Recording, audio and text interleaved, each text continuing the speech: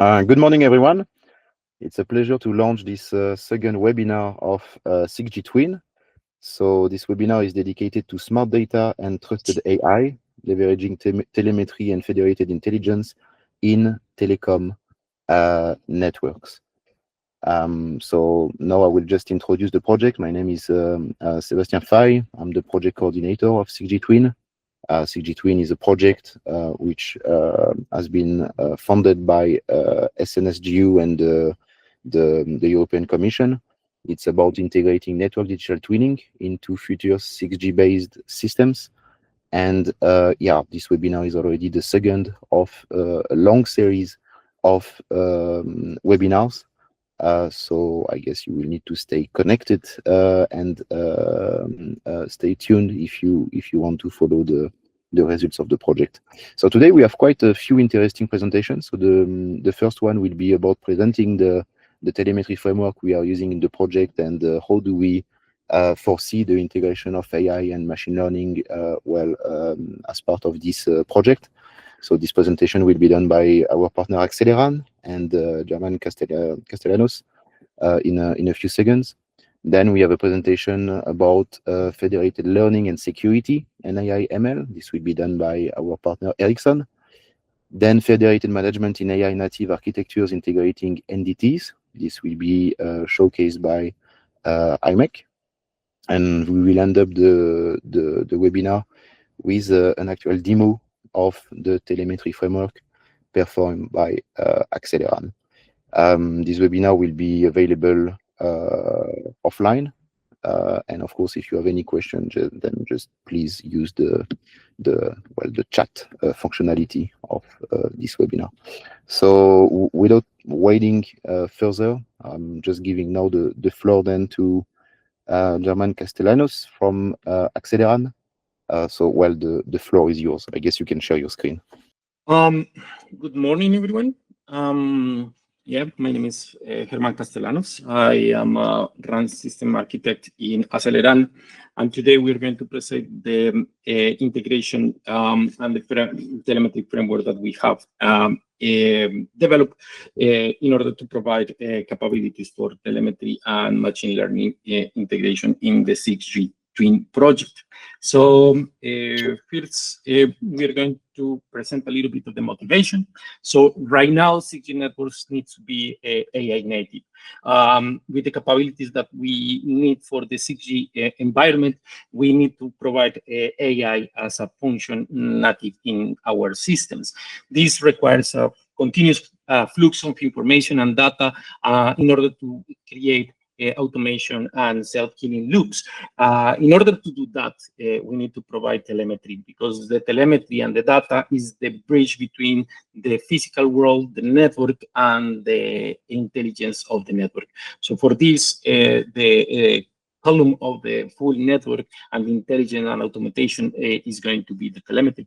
So for this, we need to create a telemetry framework that is able to provide the telemetry around different parts of the network and collide into an intelligent environment. Because if we don't use it, we are not going to have sufficient information to create intelligence into the network, and we are not going to be able to train and evaluate the models in reality. So this is basically the beginning of the motivation that we're going to have here.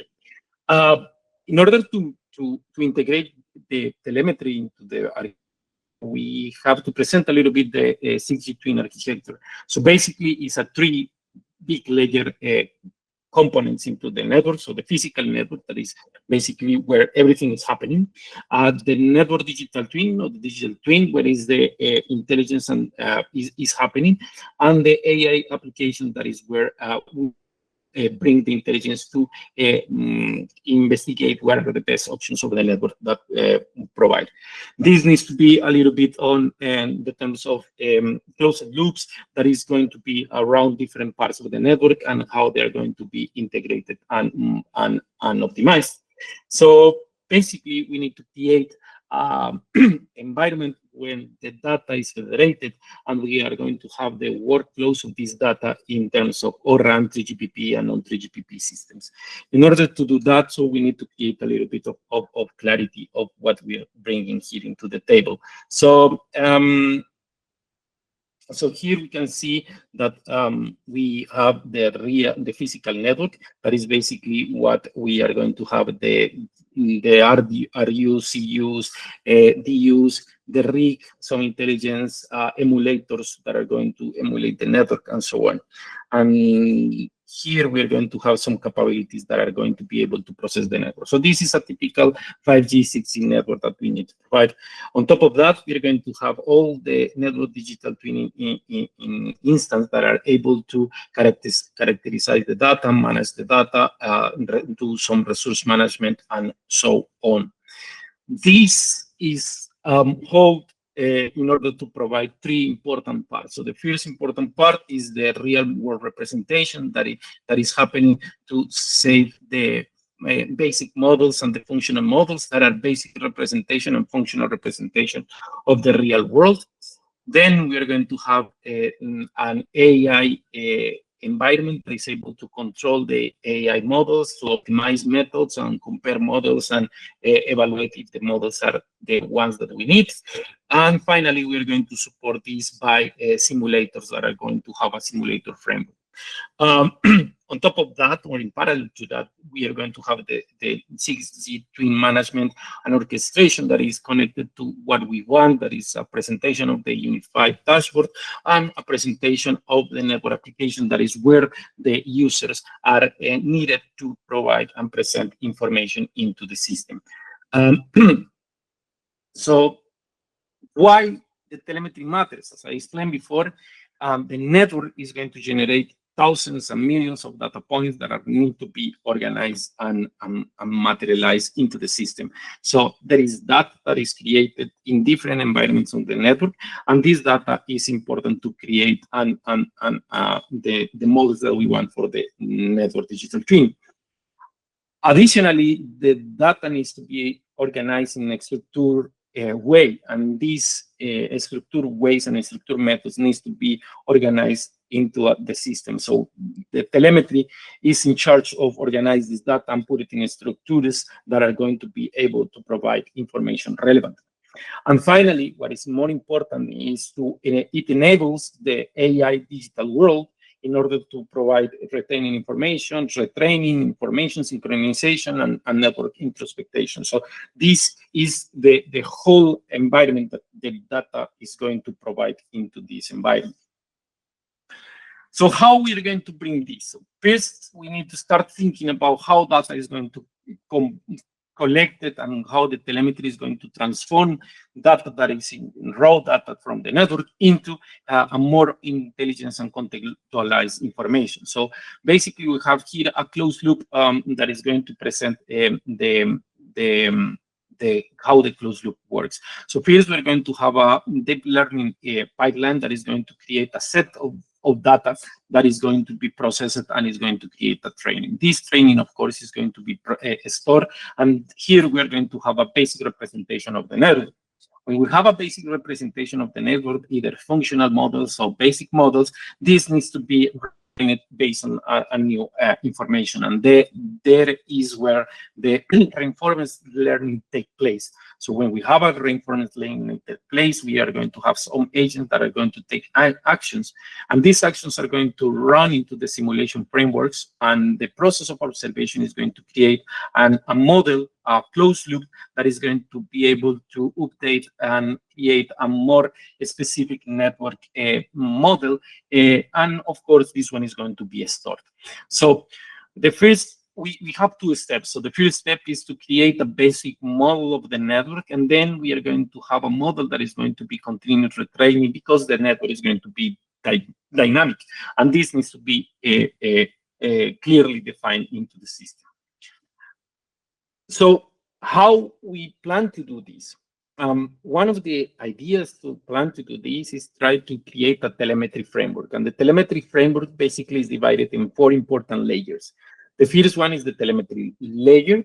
The second one is the data harmonization, then is the data bus, and finally, we're going to have the data management. Of course, all of these needs to be aligned with the ORAN and 3GPP standards. And in this way, we are going to provide a simple representation of that. So jumping again into the architecture. So this is a little bit basic architecture that we have for the telemetry framework. We're going to have first the telemetry data ledger. And the telemetry data ledger is basically where all of the telemetry from the real world is going to enter, and it's going to have a bidirectional when we collect data and we provide actions towards the network. Then we are going to have the harmonization that is basically in charge of all of this process to create smart data models in order to have very clean data models. Then we are going to have the bus, and the bus is going to be moving information from all of the entities that we're going to have. And finally, we're going to have a management and orchestration on top of this system. This is basically the elements that are going to confront the telemetry framework.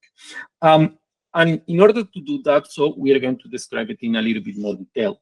So the telemetry data ledger basically is in charge of collecting all of the data that will come from different parts of the network. So via NetCom, via GRBC, SNP, and some other agents, and is going to collect this information and provide it into different stages. Of course, this information needs to be storage or storage in certain places, and it's going to provide a process data stream that is going to be able to provide into the upper ledgers. So basically, it's in charge of the filtering and labeling of the data, and also creating timestamps in order to collect information in an organized manner. In order to organize redundancy, reduce latency, and motivate the network to have a very clean data sets. Once we have the data sets more or less organized, we are going to have a harmonization layer, and basically is to collect this information that comes from different standards, 3GPP, or RAN, or not, or RAN, or not 3GPP compliance, and convert into a standardized model. And these models, we are going to have two options. We are going to have JSON models or JSON models, and these models are going to represent what basically the data is. Then is going to aggregate, cleans, label data for the network digital twin. So basically here, we are going to label the data for the needs of the digital twin, not for the actual real network. So there is going to be a process of labeling and cleaning for the process of the network digital twin. And as well, finally, is going to provide cross-domain correlation between different elements of the network, like the RAN, the core, transport, and is going to collect everything into the same point of convergence. This is supported by the data communication bus that ensures that this data streaming moves across the whole entity of the network, and is going to work with Kafka, with a node, with NATs, or RabbitQ, depending on the latency that are needed into the system. And of course, it's going to provide different mechanisms, so the XApps and RApps are going to subscribe towards them in order to provide solutions and intelligence for the network. And of course, it's going to provide some control of the communication. And finally, the management orchestration is going to create all of these on top services that are going to provide like security, distributed federated services, scalability, the cleaning of the network, parallelization, and synchronization into the system. So this is basically what we plan to do into this. So if we want to create this telemetry for a network digital twin, we need to create a different instances of the system. So this is basically one of the things that we have done in the 6G twin project, that we create a model of the data system itself and how this is going to be created into the network digital twin. So we have here another version, another way to represent the network digital twin, and how this is going to be mapped into the information framework. So for example, we're going to have the clients here that are going to bring information into the network digital twin instance. On top, we have an orchestration that is going to be managed by the model manager. And then this is going to be saved in a unified system or unified database that is going to be issued into a training model. And and then it's going to be used to finalize an action into the network. So this is another way of representing what we have explained in previous slides. So how we plan to do this is basically to create a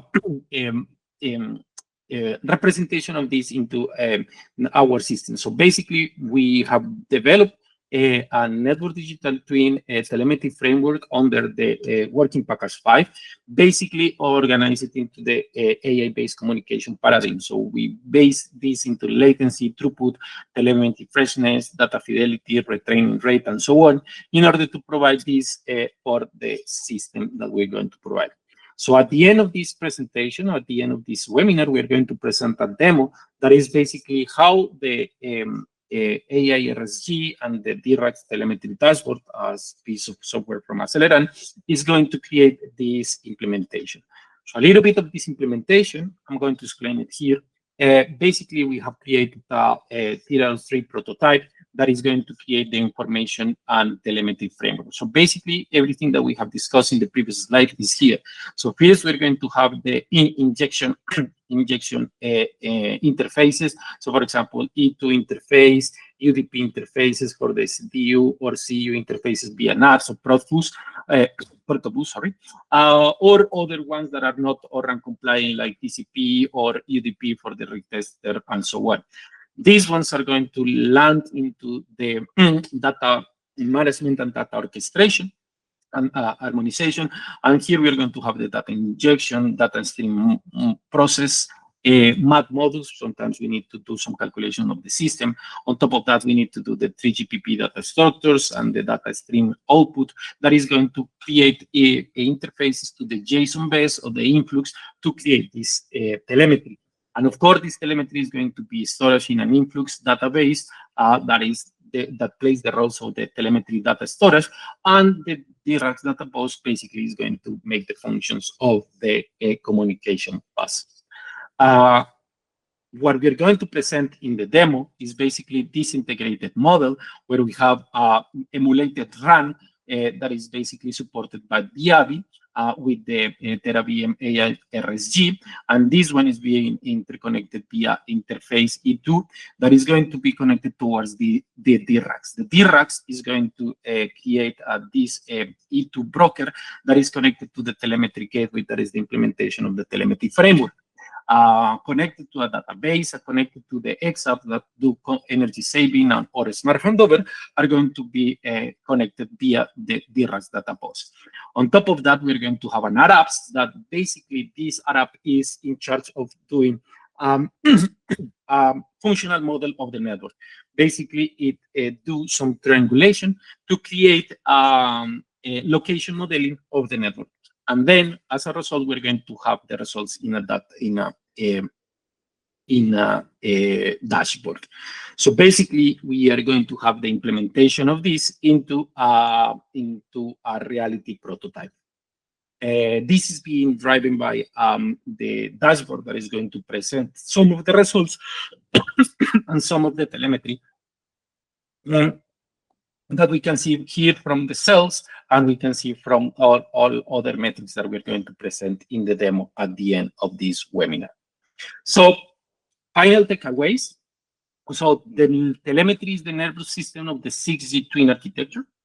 And the telemetry gateway enables multi-domain data exposure and AI retraining for the whole architecture, and is the foundation of the trusted federated intelligence in the 6G networks.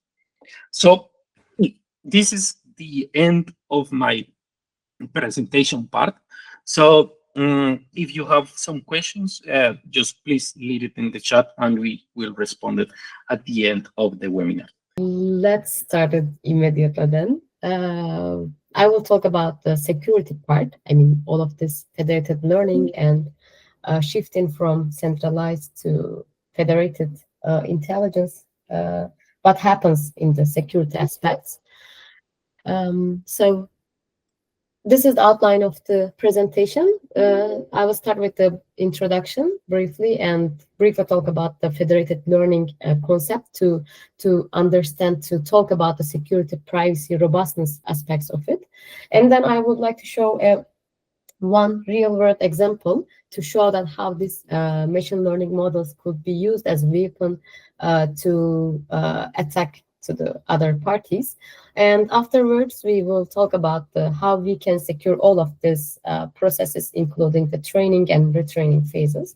And then we will talk about what we offered in through the 6G Twin project and how we can utilize network digital twins in this kind of federated intelligence processes. So then we will have some conclusions. The introduction actually is about the shifting from the centralized intelligence to the trusted federation. I mean, there's a motto that says that data is the power. Yes, it's actually really data is the power, but unless you keep the data secure, what we were doing previously, we were collecting data from the parties, different components, edge devices, collect them, store them in one central place, and then we have our training processes to just create ML models and deploy them.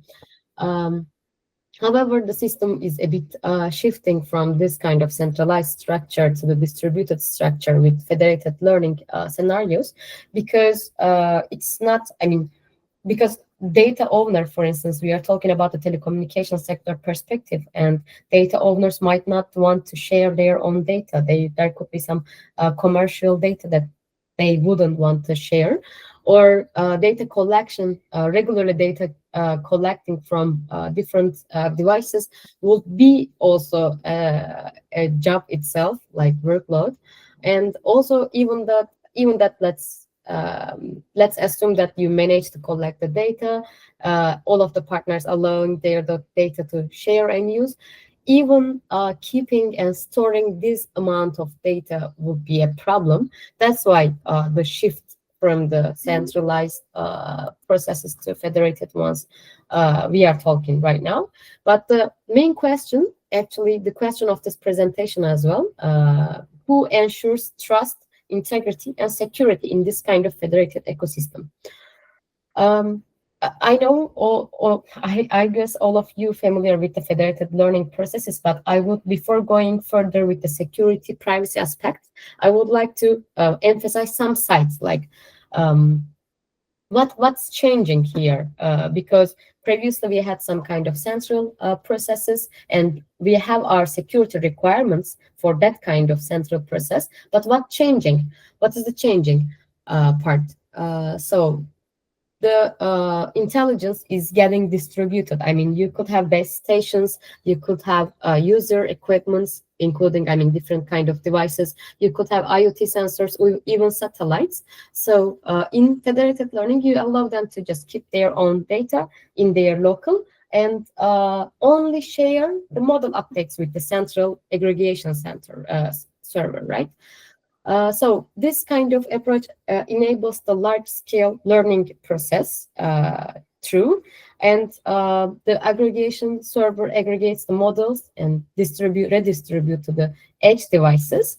So it's very nice to have this kind of distributing the computing power, intelligence. However, we allow multiple participants to collaborate each other. But what we distribute as well also risk, because each partner that you are involved into the system is actually bring new vulnerability. So the old security assumptions that we had for central AI ML processes is have to be changed. So this scenario is actually designed to keep to preserve the privacy, allow the parties to keep their data, raw data in their local, but it does not mean that this system is going to be automatically secure as well. So that's why I would like to mention about the security, privacy, and robustness of this federated learning processes. That's the trade-off, actually. you could increase you could preserve privacy, but you have to just change something from other places. For instance, once you decentralize the learning process, your attack surface is getting expanded, and you have new vulnerability points that you need to consider. For instance, from the security integrity perspective, some malicious participants could poison the model updates or data. Actually, we will see one real-world example about that. Or one party try to insert some backdoors to your system. And also, you have some, let's talk about the traditional federated learning. You have one central server to aggregate all the model updates. So you have to trust this central creator this time. That's another issue here. And also related with the privacy. Yes, you are not sending any raw data to the central place, but still your raw data is gettable by because of the statistical dependency of this model updates. Your model updates are statistically linked with the original data. So privacy issues still ongoing. And also regarding the robustness, you have heterogeneous data sources and different kind of dynamic environments. So some of your federated clients might be offline or have poor connectivity or have different data distribution. All of this would cause to decrease the model accuracy. And also, there could be some free-riding issues. For instance, think about one big telecom vendor, and it would have much more data source and updated data. But if you have also small vendors as federated client, federated learn client, then that small one could have write freely of the global updated model. So this was the real-world attack that I would like to mention before going how to secure this system. Most of the time, the model repositories are public, and people just add their own pre-trained models because it's not possible to train all of the models in one place. And users just download these pre-trained models and use it, fine-tune them for their own work in this federated learning scenarios. And I took this example from Hidden Layer. In this scenario, they were trying to hide some malicious payload into the model itself, a ResNet model. And whenever a user downloads this model and load it into its own device, then the model, just like the payload, is just loading to the system and just encrypts each file in the machine. So it actually shows the original model file, PTH file. It does not have any malicious code inside of it. So it will gonna show the hash of it to after in, oh, sorry. I didn't know that if I would.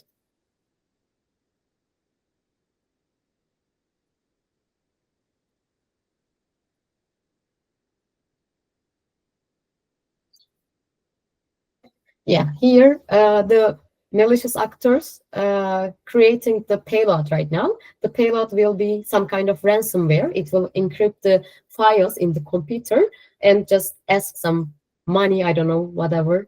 What it does is just converting the payload, which will gonna encrypt all of the files, into some kind of hex format, like shown in here. Afterwards, the malicious party, I mean the attacker, let's say, we're gonna inject this hex code into the model's weights. So it shows that, okay, I convert my ransomware into the hex file. Now it's just divide this hex numbers into the chunks to inject into the least significant bits to the model, because maybe, I don't know, it will be much better to discuss like what we have in the model files is some kind of arrays of arrays, like they are actually floating numbers. For instance, you have your model's weights like this, and like let's go through like 0.67, and you have different layers like this. This is for layer 1, this is for layer 2's weights, this is for layer 3, etc. What attacker changes, just taking this number and inject the hex code that it creates from the payload. For instance, hex code is some kind of number. It just divides in this hex code into the chunks like this. And let's say you have this kind of weight. What it does is just inject this. Oh, you don't see the second screen, right? Sorry, I was trying to show it. How it works, but okay, doesn't matter. It just divides this hex codes into the chunks and inject them into the least significant bits of the model weights. That's the main issue. So it says, okay, hiding the message in the layer this one, and it actually injected the malicious code into the PTH file, which is the model file. And it shows that the file is actually changed. And I'm going much faster right now to step middles steps faster. It injects the loader, because whenever a user downloads this model, it will gonna load this model to just fine tune. And at that time, this loader code will gonna just merge the least significant bits to encrypt the files in the device.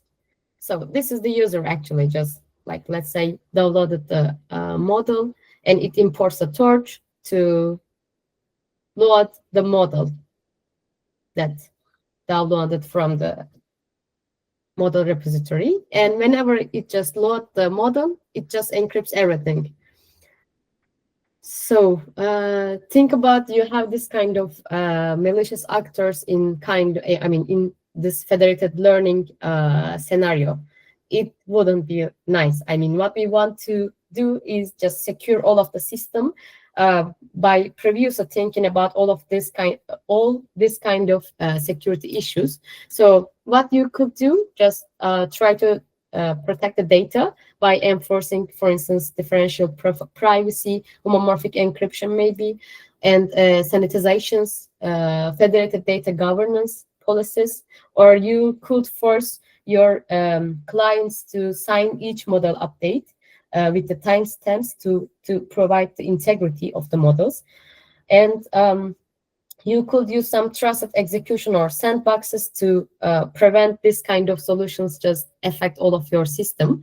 However, you have different methods to secure this process, but it completely depends on the what you have as computation source and what is your use case. When I just take all of the security issues and comes into the result into the 6G Twin project, what we were proposing is using a network digital twin in this kind of federated AI environment to use it as some kind of safeguard. So what we thought was, how we can use an NDT in this kind of federated artificial intelligence processes is we could use them to create scenarios, to test model trainings, or we could use them to block inefficient model updates, or we could use NDT to generate synthetic data to not share any real network data, but to share synthetically generated data. So I wanted to mention quickly the study that we presented in the PIMRC this year. We were offering to use network digital twin as a challenge creator in federated learning scenario. In here, we have 5 main steps. In the first step, we have data collection process, of course.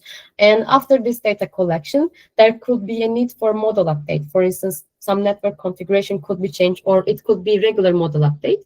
What we are proposing here to use network digital twin, integrate network digital twin, like maybe in ORAN as RF, and create challenges. For instance, network digital twin creates some scenarios for DDoS attack and sends a synthetically generated test data to the federated clients and challenge them by asking, okay, I will gonna get the models from the federated clients who will be able to get accuracy more than 95%, for instance. And clients solve these challenges and proves that they actually pass the threshold. And then the clients who are able to above the threshold will gonna be come back to the model aggregation process here. So that was the one of the solutions that we proposed to use network digital twin to secure the federated intelligence processes. So as conclusion, yeah, it is nice to distribute the compute power and also intelligence through the edge of the network, and it might preserve some kind of privacy, but still security and robustness must be built into the system in each stage. And we have some defense mechanisms, but they cannot be sufficient in all the time. So that's why we propose to use NDTs, because they have some kind of potential to provide continuous scenario-based validation in federated intelligence. And the solution that we proposed, the challenge-based NDT integration, we have a potential for the filter the free riding issues, increase the robustness, and increase privacy as well. This was the flow, actually. Good morning, everyone. I'm happy to be here again, presenting the 6G twin vision over the federated management in AI native architectures integrating network digital twins, right? So in the previous workshop, I introduced the functional architecture. Let me put here just a minute here. So in the previous workshop, I introduced the functional architecture that we are developing in the project for an AI native network that integrates network digital twins as a key enabler to support the task of network optimizations or network management, etc. Right? So within this architecture, so as I presented before, there is this underlying idea of a federation. So you can see it specifically here. In the block, yeah, represented in the block of the federated management, right? And the thing is that if we want to talk about end-to-end network modeling or end-to-end network design or operation, we need to think about how we set up and operate federations. So, and let me explain why, basically. So first, let's define what a federation is, right? So I think we all know that networks are distributed, right? So let's assume that in this distributed environment, we can have pieces of networks or totally independent networks that somehow they need to interact with each other, right? So to do that, they need to set up a way to exchange and to share data or the infrastructure or the resources in a secure and trusted manner. To this layer, basically, of shared resources, we refer to as a federation, right? So notice that an important part of this definition is that the federates or the entities that are involved in a federation maintain their autonomy over their local resources and their decisions, right? So we could refer as federates as well as administrative domains. In this project, we consider different views of federation, and that's what this presentation is about, basically. So in general, we could have federation at the level of network functions that are deployed on the physical network, being based on AI or not, right? We can have also a federation at the level of simulators, and we can have also a federation at the level of network digital twins, right? Let's start with the federation at the level of network functions. So in here we consider two main cases, right? And of course, a variation of such cases is also possible. So we could have a setup where we have several administrative domains, but one network domain. And this is extremely important, for example, in the cases of RAN sharing, for example, where one partner is the owner of the infrastructure. So we have the physical network. We can have, for example, a distributed RANs, and rents this infrastructure to one or more operators, right? So these operators, depending on the SLA, basically, these operators, depending on the SLA they have with their respective clients, might configure the infrastructure in a given way, right? So we can have setup or a different parameter value for a single entity, like, for example, the EU. And this can cause conflicts because they might be that both configurations are setting up different values. So we are talking here about conflict resolution, right? Can be also that, for example, on the other hand, can be that we are considering one administrative domain per network domain, right? So in this case, let's say that we have a given administrative domain controlling the devices on the RAN, another one controlling the devices on the core, right? See, so if the decisions are taken in isolation, we might risk network disruption. So ideally, we need a way to cooperate with each other so that the federates could take into account the decisions that are made at the other domain and act accordingly, right? So these are basically the cases that we consider in the project. However, we have some technical challenges regarding conflict resolution and cooperation, such as, for example, how easy is to identify the conflict, how easily we can solve a conflict in real time, for example. We showed before only one case, for example, only one direct conflict, but what about if multiple conflicts are happening? So we are talking about also the scalability. And regarding the cooperation, well, we need to identify, for example, what kind of data can be shared among the two administrative domains so that it is relevant for each other without compromising, for example, the privacy, right, of their own data, right? And also the other technical challenge that we have is how, for example, should be decision making be designed to be able to consider both domains, right? And to not have this kind of ping pong effect in the decision making. And of course, as my previous colleague already showed, a big elephant in the room here is so security and privacy issues, right?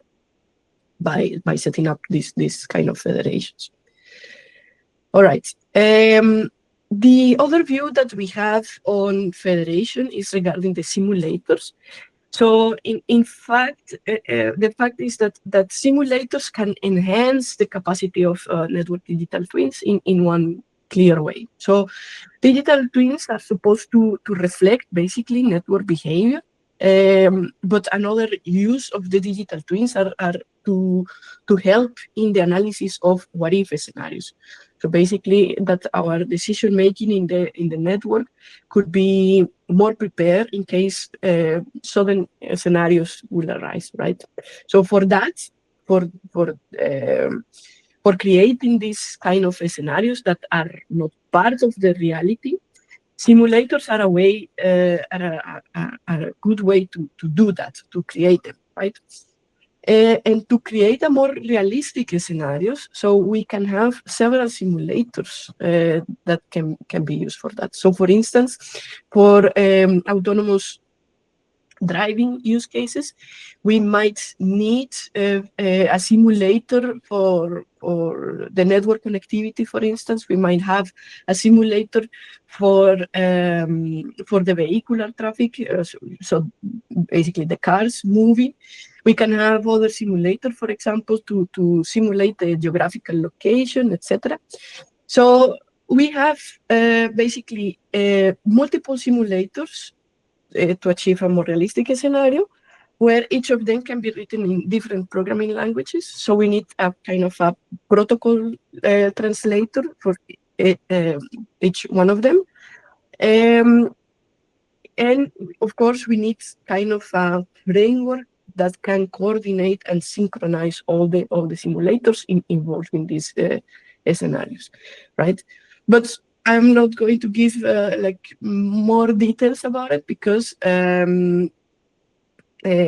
we are basically having a next webinar talking about this simulation from our colleagues from the Technical University of Dresden. But this is one view of federation also. So finally, we have a federation of entities, right? Where, for example, the ETSI, the European Institute for Telecommunication Standards, and the ITU consider that entity should be case-specific and could be created and operated in a hierarchical manner, right? So, for example, we could have network digital twins at the level of nodes, where specific network elements are represented, and then aggregate them.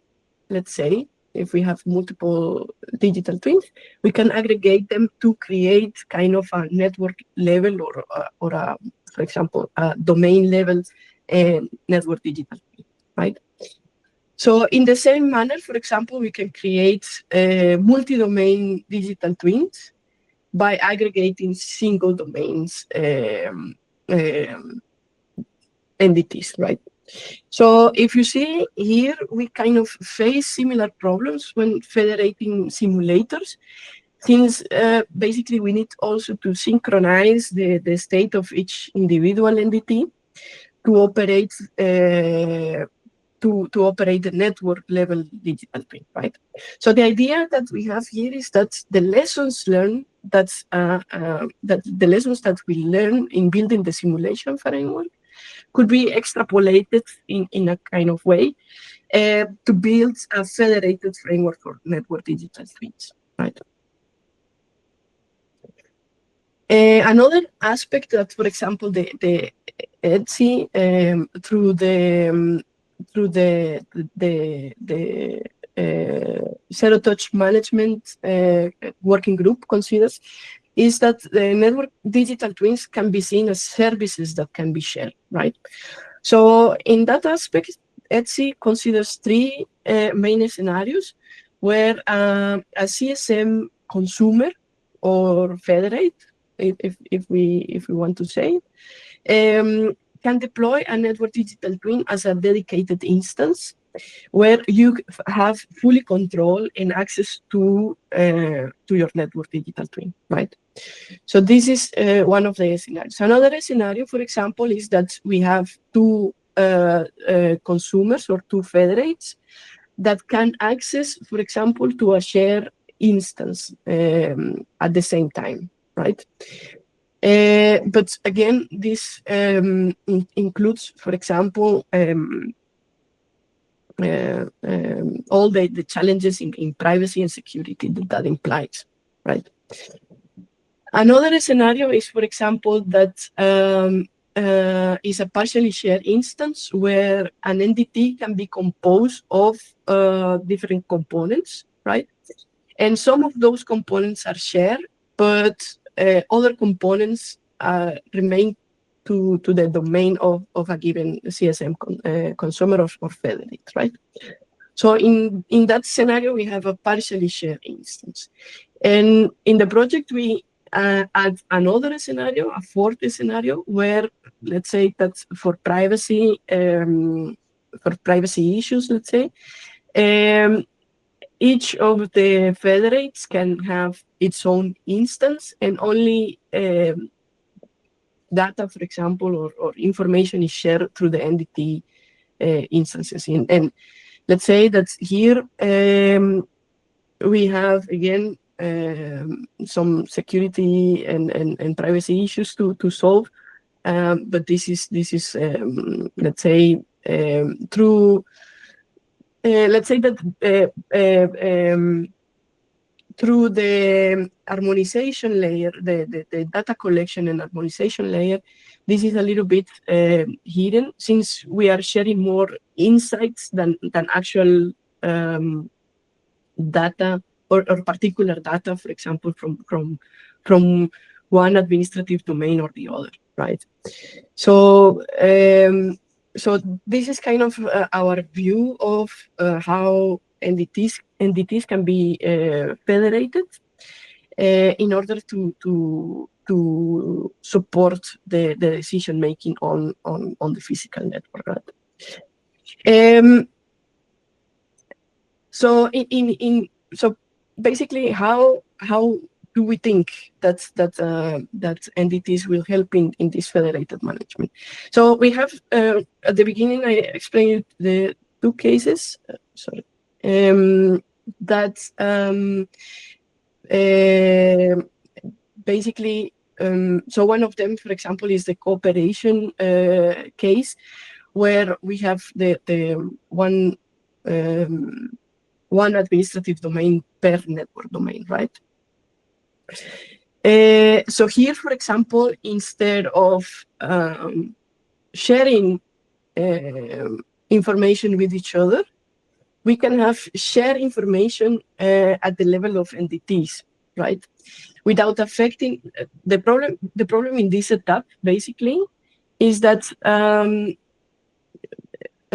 we need to come up with in real time, basically, and operate in live network. We need to come up with a policy to share and to synchronize, basically, the decision making and the policies that are in each of the controllers to control the networking or the devices in a given way, right? In this aspect, so what it changed basically is that we could do it at the level of the digital layer so we can come up with this policy thanks to the real representation of the network devices, basically. So what we could have is that this policy is made on the digital layer instead of the physical one, right? And once that let's say we can find a policy, or we can find this kind of agreement between the two domains, we can of course push that to the controllers so that they operate on the physical network. And that is basically the same issue that we have here. So if we train, for example, if we can create a digital twin for the RAN, for example, where we can train this algorithm or these XApps, right, that are controlling the physical infrastructure, we can achieve and basically find more easily the the conflicts that are arising there, and kind of define a policy where these parameters are set in a way that we can fulfill the SLAs for one domain and the other, right? So this is more or less the view that we have in the how digital twins can help in the federated management part, right? Of course, for example, we have because when we talk about intelligence or distributed intelligence, we have some future considerations or future directions that we need to consider, right? And for example, one interesting direction is these agentic AI frameworks, where we have multiple autonomous AI, right? Interacting and acting, let's say, acting independently, let's say, but achieving like a common goal. And that, for example, we should explore in future opportunities, for example, and basically how those agentic AI frameworks can interact with digital twins, for instance. Of course, the collective intelligence, basically, we need to focus on how to fully leverage the potential of this collective intelligence by optimizing multi-agent interaction strategies and collaboration mechanisms, going beyond simply optimizing individual agents. And of course, something that I didn't talk in my presentation, but it was explored in the previous presentation, is regarding the security and privacy. So how to set up these federations in a secure and private way, how to secure multi-party computation, which is what my colleague showed before, and of course, for example, the adversarial attacks, right? So these attacks that confuse AI or to trick AI to be a pretender legal entity, let's say, within the federation, and that is something that we need to take into consideration as well. So with that, I conclude my presentation. Thanks a lot for your attendance, and if you have any questions, so please you can contact through the consortium. Okay. So thank you, everyone. So basically, we're going to present a small set of slides and jump to the demonstration. So what we, as I explained before, what we have done is to create a four-part scenario, I will say. So we are going to have at the bottom the run emulator. And the run emulator in our architecture is going to be created via the VIA RSG scenario creator.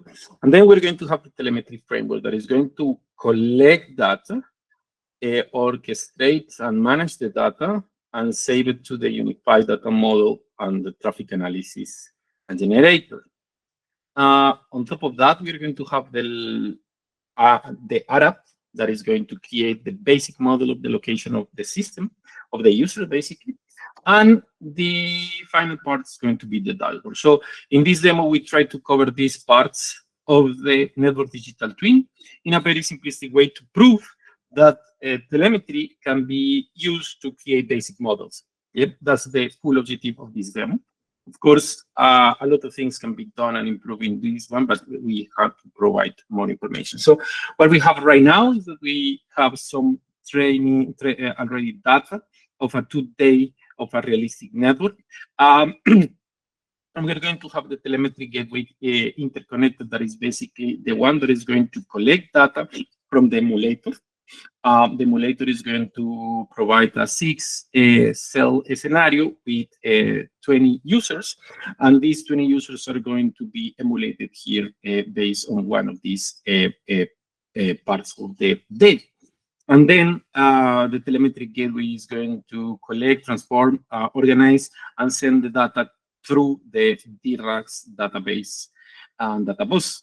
On top of that, we're going to have running a broker that is going to handle policies. That is going to be quite interesting, that I'm going to show. Policies related with energy savings. So we have these three parts that are going to be policies to maintain or to control the energy of the system, and of course a smart handover that is going to be working on top of the A3 handover, typically from the CU parts of the network. But the most important part is that when we have the data created in the telemetry, we're going to create a location model in Arab that is basically very simplistic. And this is very simplistic. It's going to take the information of the RSRP from the location of the users, and with that is going to use a weighted least square algorithm to provide the location of the system. So we are not focused on the algorithm itself. We are going to focus on how the telemetry is going to help to work the algorithm. Of course, if we have, when in the future, we're going to use more data to optimize this. So basically, the Op2C is basically a real-time representation of the location of the users via a dashboard that is going to be connected here. So a small recap, so we're going to create information that came from UDP via influx line from the RIC emulator. We're going to have this transformer in the 3GPP data structures that are going to convert it, and they're going to be dropped into the influx database. The influx database are going to help us to use it as a dashboard, and as well, we are going to use it, the JSON base to be connected for the Arab that is going to help the modeling system. So that's basically a small recap of the telemetry framework, how it's going to implement our system. The dashboard, in order to present the results, we are going to have a lot of information, and here is a lot of metrics that we found. So the first part, so probably the general KPIs of the system, KPM, sorry. So we're going to have the status of the 6 cells, how many users are connected, the transmitted power, the actual power, the baseline power, and this is the baseline to calculate the energy saving. So we have the energy saving calculations, how much throughput is doing the downlink, uplink, how many resource blocks are used either in downlink and uplink. In the top, we're going to have graphs for the energy saving, because this is one of the objectives of this is to provide energy saving capabilities, and how much power consumption is in the system, either by the total or by each of the cells.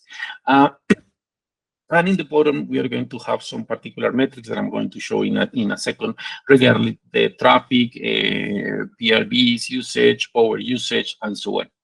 And the emulated, the location modeling is going to be this one. So we're going to have the location of the 6 cells, and how these users are going to be connected to the system and located into the system.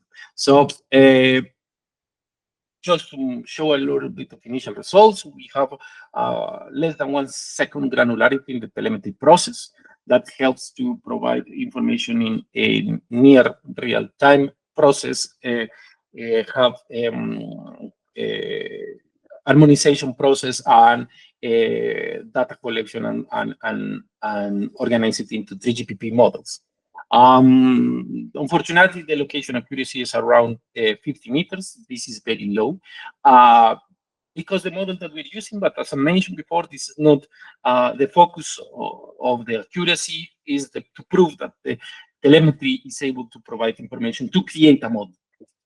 So we're going to have real-time metrics like number of cells, number of UEs, radio quality, and of course, in the future, we'll have more data to include and reduce the error in the location modeling. So I'm going to jump to what we are doing. So this window is the DRAX dashboard. So in the DRAX dashboard, we're going to see a couple of stuff. So we can have some representation of the network. Okay, so probably we'll jump a little bit the presentation of the BIAVI. So basically, what we're having here in the model preview is that we are having the. In a second, I'm going to stop the presentation.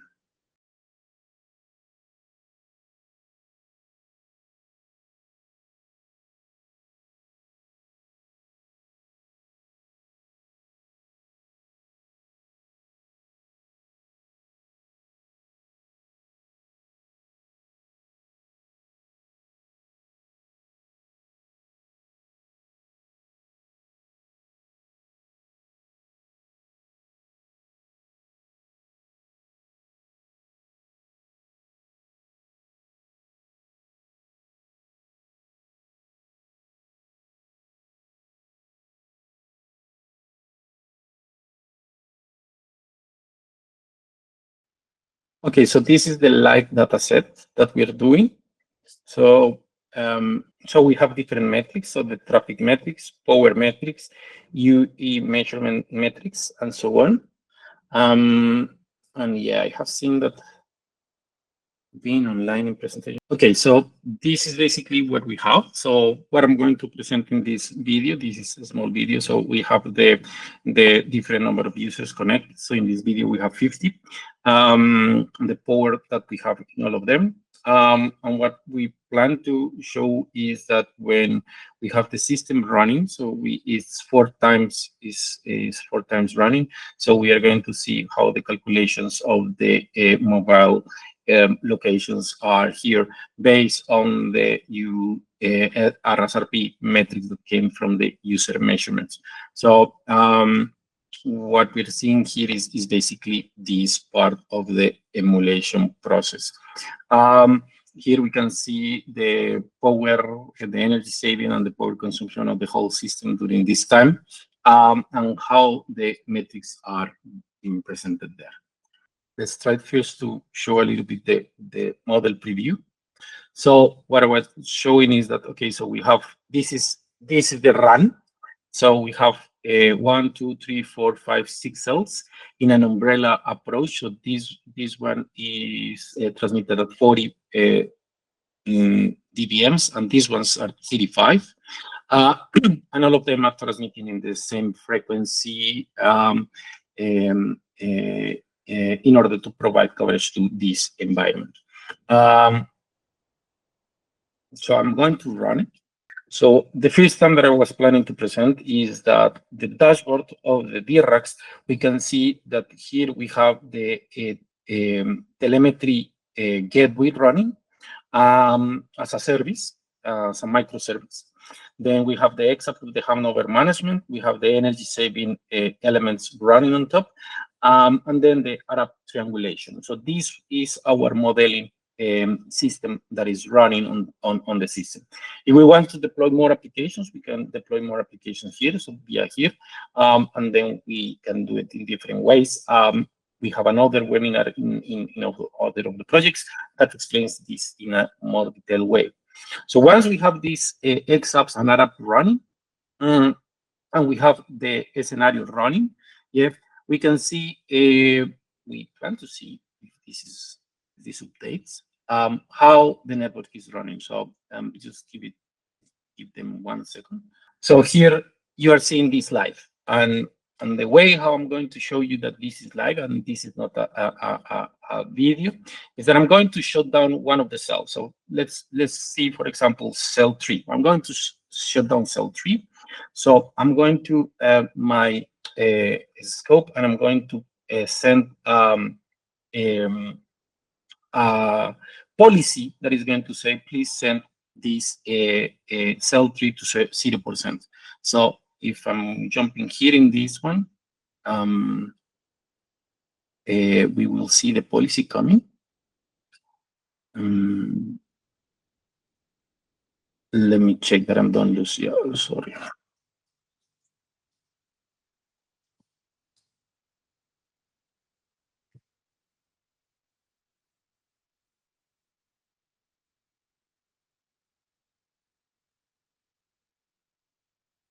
I'm going to send it again. Okay, so I sent it twice the policy. So they say that please, the energy saving is going to be 0%. So so keep it the cell on. Sorry, and I'm going to send a policy to shut down to do energy saving of 100%. So if we are going to receive here, so please do energy saving of 100% in cell 3. That means shut down cell 3. So in a second, we're going to see that cell 3 is going to be shut down. So right now, cell 3 is shut down. We start to see energy saving into the system. And also we see that no one is connected to cell 3. So this is from the data that we collect, so particularly the UE metrics that we can see, so RSRP from the UEs, all of these metrics are collected and feed into the RAP in order to collect information and provide location accuracy. So here we have RSRP per UE, signal to noise radio, RSRQ per UE. So of course, all of these metrics are collected. And if you see that when we have a huge number of users, so right now it's 50, we can start having a lot of data that needs to be collected and metrics around it. So the telemetry gateway is in charge of collecting this data and put it in terms that, for example, the influx database and influx dashboard is able to provide that metrics and save those metrics. So once we have this, so we are saving this. So a couple of things that we can do as well is just to, for example, shut down another cell. So we save, for example, let's shut down cell 6. So we send that policy. Here we are going to see that the policy is going to arrive. Cell C6 are going to arrive here with an objective of 100% energy saving. That means that we try that cell 6 is going to have energy saving of 100%. So here, but the problem here is that the model itself is not able to provide 100% because we cannot shut down completely a cell. We need to keep some parts of the model running in order to be able to turn it again. So that's the reason why we have only 84% of these cells. So here we are going to have 86%, 84%. Here are as well 84%. These two cells are having energy savings, yeah. And of course, the average is going to increase. Then we're going to see that information there. Cell 6 doesn't have any users, is here around, and cell 3 as well is not going to have any users.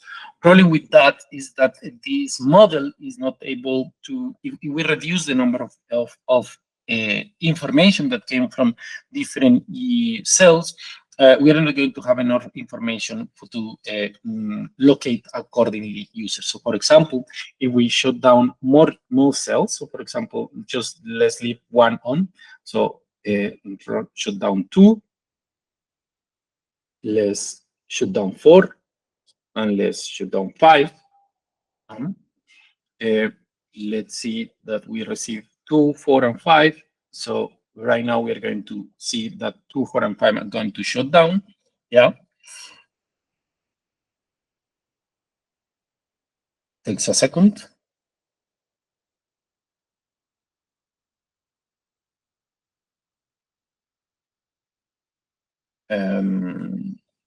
Come on.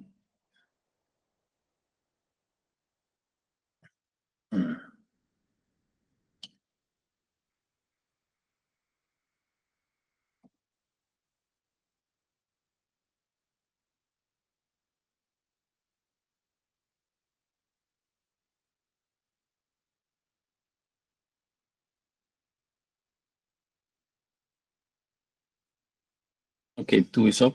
So right now, as you can see, the location of the users are starting to go very, very crazy, and they are not going to be able to provide enough information for this. Internally, we have some KPIs that with 2 cells is almost impossible to achieve certain accuracy, because with 2 cell information is not able to provide the accuracy that we are needing. So then we're going to have a quite a big issue. And if we shut down 4,